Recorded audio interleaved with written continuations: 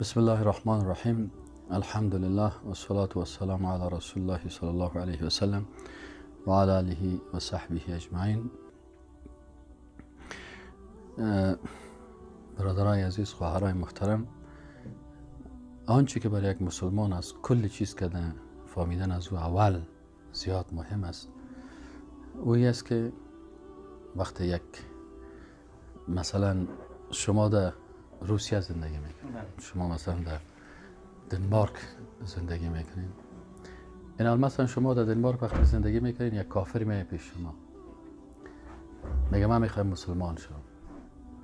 از خود پرسان میکنم، میگه خب من که مسلمان شم باید چی بگویم تا من مسلمان شم؟ شما طبعا برش میگه که بگو لا اله الا الله محمد رسول الله صلی الله علیه و سلم. این شاید او از شما پرسان بکنه و شما باید برش بفهمانید که وقتی چرا لا اله الا الله میگی، محمد رسول الله میگی و در لا اله الا الله محمد رسول الله تو بیخی 100% تغییر میکنی، از یک جهت دیگه می به طرف اسلام و نامت مسلمان گذاشته میشه. دی لا اله الا الله چی است؟ این حالا برش میفهمانید که وقتی که انسان مسلمان میشه، شما قبل از مسلمان شدنتان با خالق آسمان ها و زمین، با خالق ای جهان، کسی که دنیا را خلق کرده، شما امرایزی تعهد نداشتید. یعنی مخکې لیدنه چې ته مسلمان سی، د کائنات خالق سره تاسو هیڅ تعهد نه وو. په خپل زړه باندې ژوند کوو، په خپل زړه باندې مثلا وظیفه اختیارول، په خپل زړه باندې کار کول، په هر طریقه چې تاسو زړه غوښته هغه کار باندې کوو. اوس چې ته مسلمان سی، شما که مسلمان شدین، وقتی کلمه میخواین، در حقیقت این کلمه مثل یک تعهد است، مثل یک قرارداد است. مثل که مثلا شما شرکت داریم، من در شرکت شما کار میکنم. وقتی در شرکت شما میم، بین ما و شما چی میشه؟ یک قرارداد امضا میشه. چند سال من در شرکت شما کار میکنم، چقدر وقت مثلا پیش شما میباشم. این وقتی که انسان کلمه میخونه، در حقیقت برای الله تعهد میکنه. 3 تعهد میکنه. 3 تعهد. تعهد اول ای است که ما یا الله، ما بغیر از ذات تو هیچ عبادت به هیچ مخلوق نمیکنم. یا الله، بغیر تال ذات من زه هیچ عبادت هیچ مخلوق تا نکم. نو هر کلمه چې په هغه باندې د عبادت نوم ایښودی سو، دا به فقط الله ته کوم.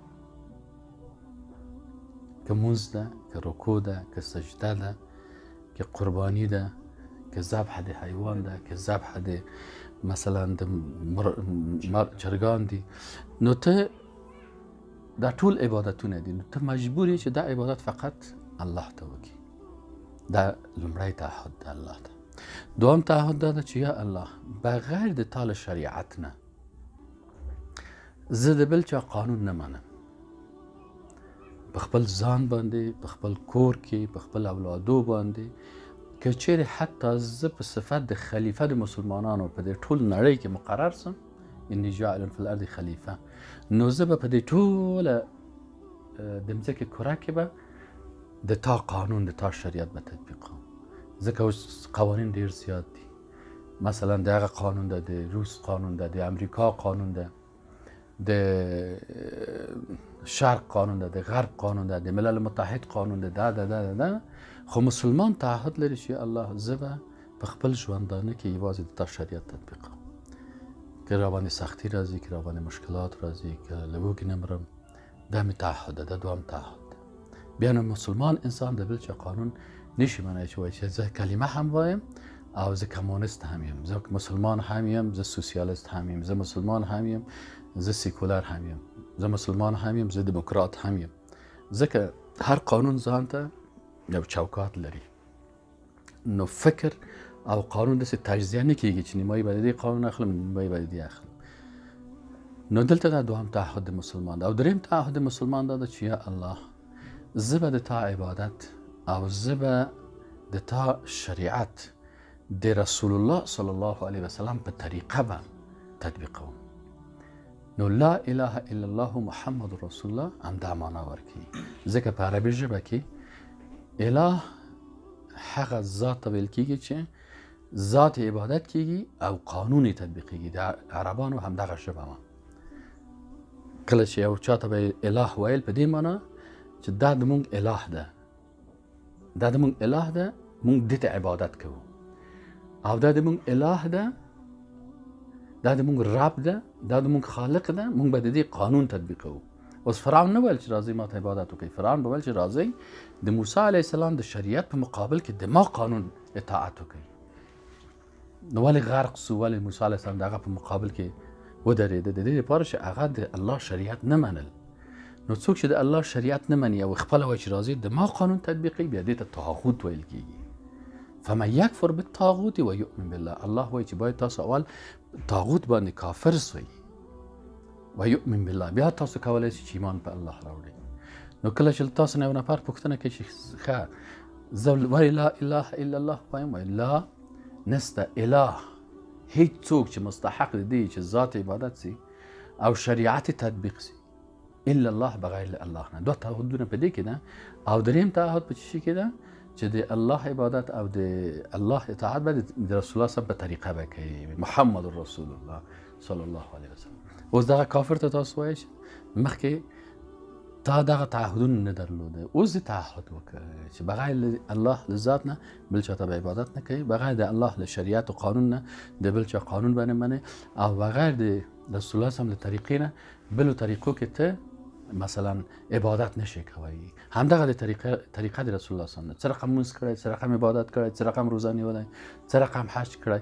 ځکه رسول الله صلی الله علیه وسلم صلوا کما رأیتمونی اصلی، رسول الله صلی الله علیه وسلم په شک د پریکټیکل ورته وایي که نه، یعنی عملی پراکتیک درس به ورکړل چې وایي صلوا کما رأیتمونی اصلی، زه مو دغسې مونځ کوم راځئ لکه ما غوندې مونځ وکړئ.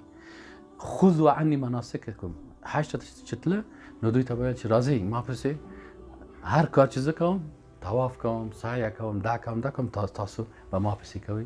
دا د تاسو شریعت او د تاسو د رسول الله طریقه و. نو کله چې موږ او تاسو کلمه وایو دا اساسي خبره د دین ده. اوس عبادتونه څو رقم دي چې موږ باید فقط الله ته وکړو.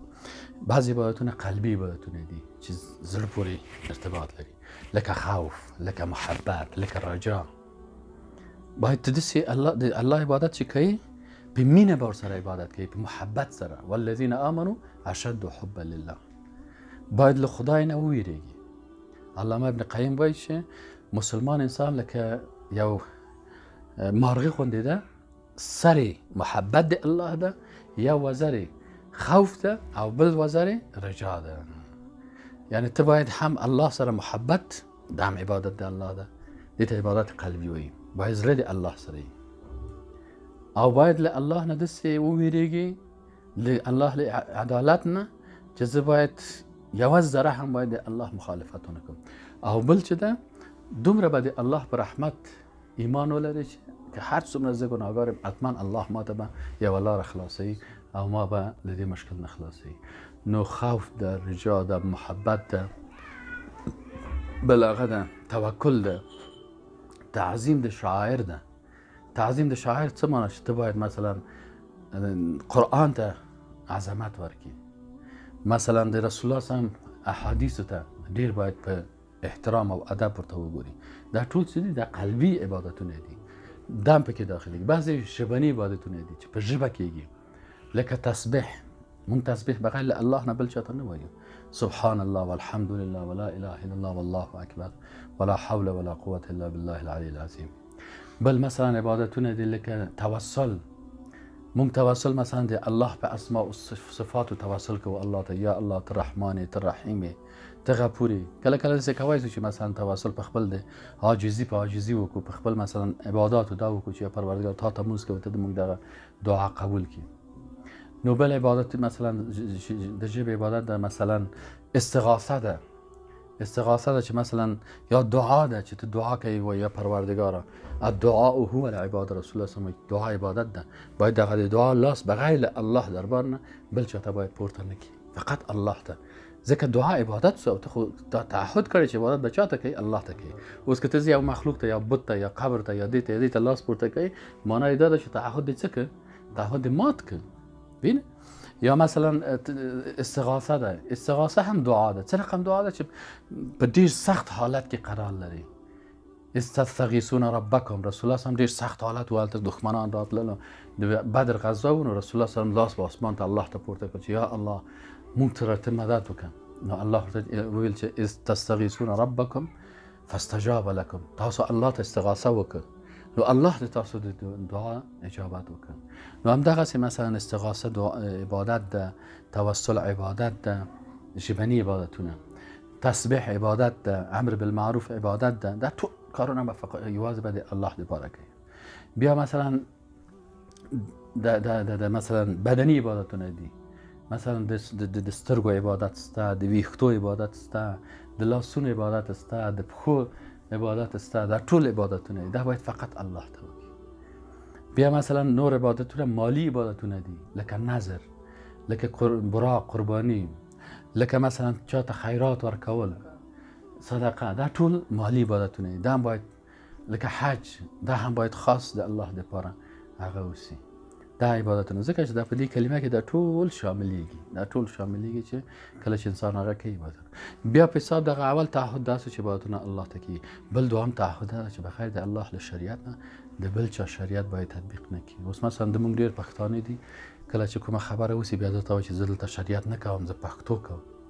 اوس پښتو خو د جاهلیت قانون ده، پښتو چې ده دا خو مخکې له اسلام نه. اوس مثلا د پښتو تاریخ 15,000 کال کېږي چې مثلا پښتو سته، او 14 کاله کېږي چې اسلام ده. نو اوس له 15,000 نه چې 14 3,000 کال دا د پښتو قانون و. دا پښتو قانون چې ده دا نو مخکې د اسلام نه ده، دې ته جاهلیت وایي. اوس مثلا اسلام کې وفي القصاص حیات، الله وایي قصاص کې حیا ده. د پښتو په قانون کې مثلا قصاص نشته، هلته باید بد ورکړي. مثلا که یو نفر قتل کړي د قاتل په مقابل کې به دا باید څه وکړي؟ دا باید مثلا 3 ښځې ورکړي. وینې؟ نو دا خو دا د اسلامي هغه نه ده.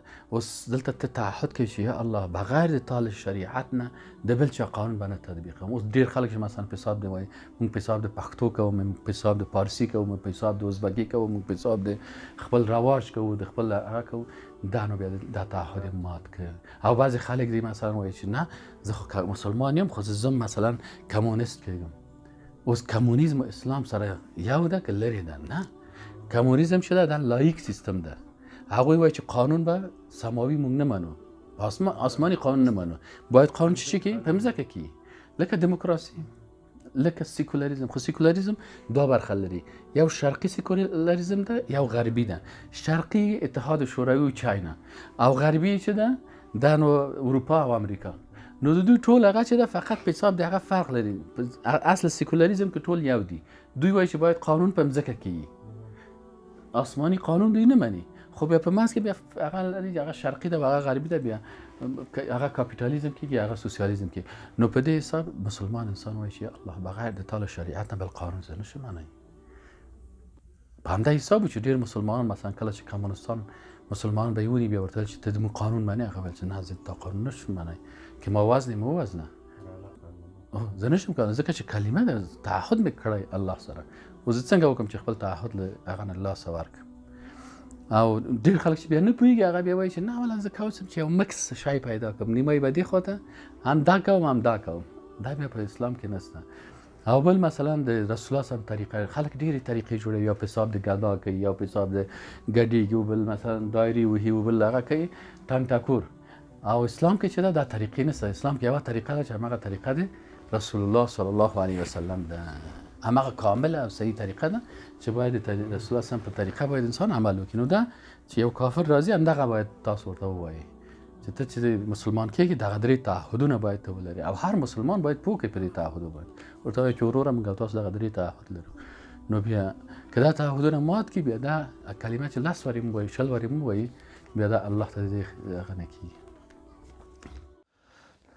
بسم الله. شخصی که بالغ باشه استاد و سنش کم باشه، در رمضان سرش فرض باشه و خورده باشه به غلطی، حالا با عمرش بسیار شده و میگه که من ایره خوردیم دیگه، ما چی؟